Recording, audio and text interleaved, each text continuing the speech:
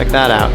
That is a little juvenile common snapping turtle right there. What does an aqua block do? This looks like the ultimate Lego. Seems like the pond game is all about inches when it really comes down to it. Just a slight variation in something height-wise can completely throw off the design of a pond. I work for Ed. Tell me what to do, Father. I will gladly make more pond blocks.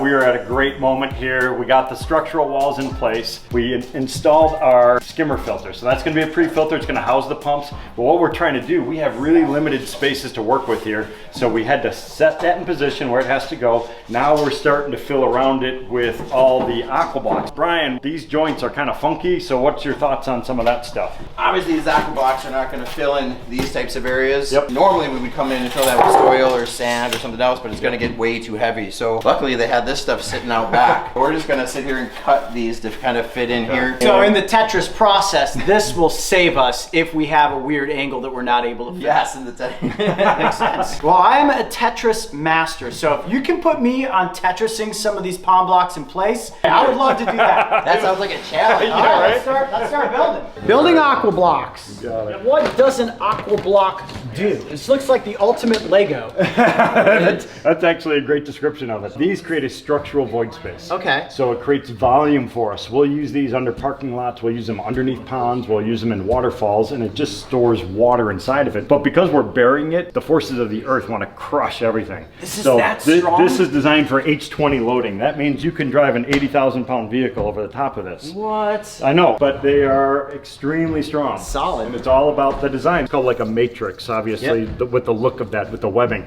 So we're drawing water down through it. So in some applications, not this particular one, we'll have a pump located all the way in the bottom. It's gonna draw water through these blocks. It creates like little micro eddies and stuff inside of there. We wanna have turbulence. We wanna mix that stuff up because that's what actually happens in lakes, rivers, streams. And this provides that. Does that. So by having these little wings and stuff, as you're drawing water through it, changes the water velocity, allows the sedimentation process to occur. This also provides habitat and home for microorganisms. So we use them in all types of applications. So we want to support the weight, we don't want to add a lot of weight. We don't want to add it. So well, if you want to build. show me the basics, I think I can put together some aqua blocks and get us started. Start vertical like that. Just going to tap it in place. That's it. For higher loading, we could put one of these in every single location. Okay. We don't need it. You're going to skip one, go to here. I feel like this is that scene in The Karate Kid when Mr. Miyagi shows Daniel how to pound in the nails. Should line up. I feel like you could probably teach a monkey to do this, so hopefully I can pull it off. I think you did that in 30 seconds. My first one might take a little longer, now, but I think I got it. Once you have a couple of these, instead of working on the floor, you could actually have like a little working platform to go off of. I'm ready. You're ready to go? Here we go. I'm going to build an aqua block.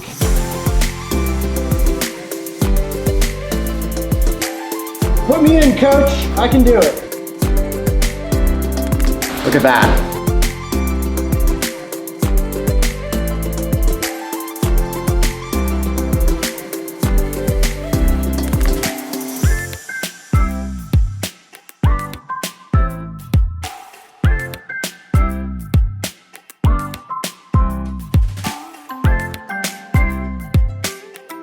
It seems like the pond game is all about inches when it really comes down to it. Just a slight variation in something height-wise can completely throw off the design of a pond. You're absolutely right, and it's because we're always thinking of water level. So that's why we have this laser up, so it's telling us exactly where that water level's at. And if you're off of that, it throws things off. This is a little bit different because it's indoors and we're using aqua blocks. Normally we're digging into the ground, so we would just dig things accordingly. So now it's reverse, so we're trying to build an elevation up, but the challenge is we have a rigid structure that we're going against. Right, you can't mold this like can't. a piece of dirt or clay. Exactly. It's still a very organic process, and we just kind of evolve with what we've got here. So this might be a silly question. What's more difficult to build, an outdoor pond or an indoor pond? Indoor. Okay. Hands out. I figured as much. But, well, this is certainly looking amazing, and now that we're figuring out the water level, I can see why that's such a big, important aspect to the balance of the whole aqua feature. Sounds like it's time for some more pond blocks. I work for Ed. Tell me what to do, Father. I will gladly make more pond blocks. Ed, I'm ready for work, Ed.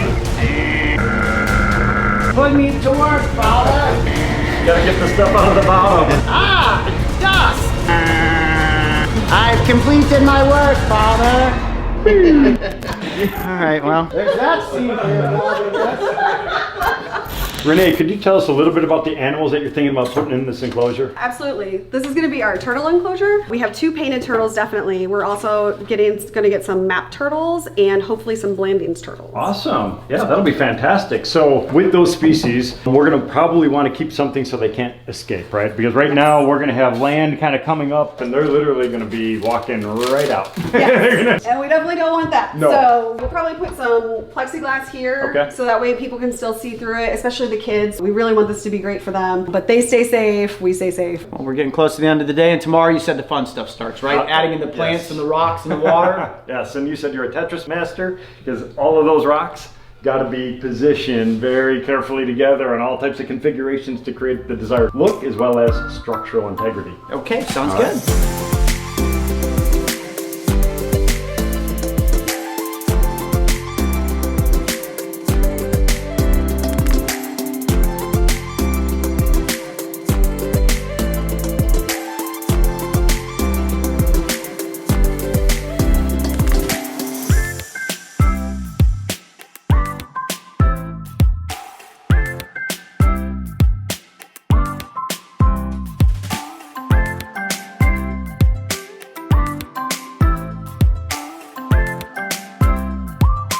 All right, Coyote, we were outside, we looked at that natural habitat, we started to implement some of those strategies. I mean, what are your thoughts? What are you thinking right now? Is there anything that we need to change or do for these new turtles that are gonna be let go in this enclosure? To be honest with you, I almost feel like we just picked up a piece of the outside and brought it indoors here. This is pretty identical to the habitat that we saw just outside of the nature center. Now I see the water starting to come in here. I think this is gonna be perfect for these turtles. Brian, myself, Chris, Greg, you, everybody that was involved in this, we're all outdoor people. We love nature, but that's the best inspiration ever. And it's fun, it's creative, and I cannot wait until we get some of those turtles in here. Yeah, it's pretty insane that just about 24 hours ago, this was an empty corner to the building, and now it's got an incredible Aquascape feature in it. We're ready. Ready for the turtles.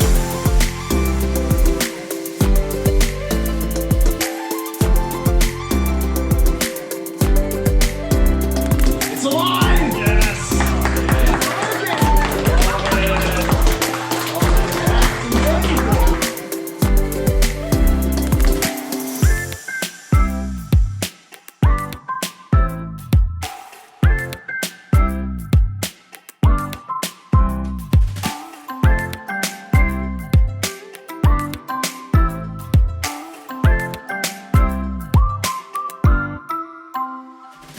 Check that out. That is a little juvenile common snapping turtle right there. And at this age, they aren't too aggressive, but as soon as they get bigger, oh buddy, watch out. That is not a beak that you want biting you, that's for sure. So this new amazing indoor pond will be Albert's new home. Definitely anxious to get down there and into the water. I know we're gonna get in there in just a second. And this here is Winslow. Winslow is a painted turtle and is very excited to get in the water as well. All right, are we doing a double turtle release at the same time? I think so. 3, 2, 1, turtles away. Hi guys.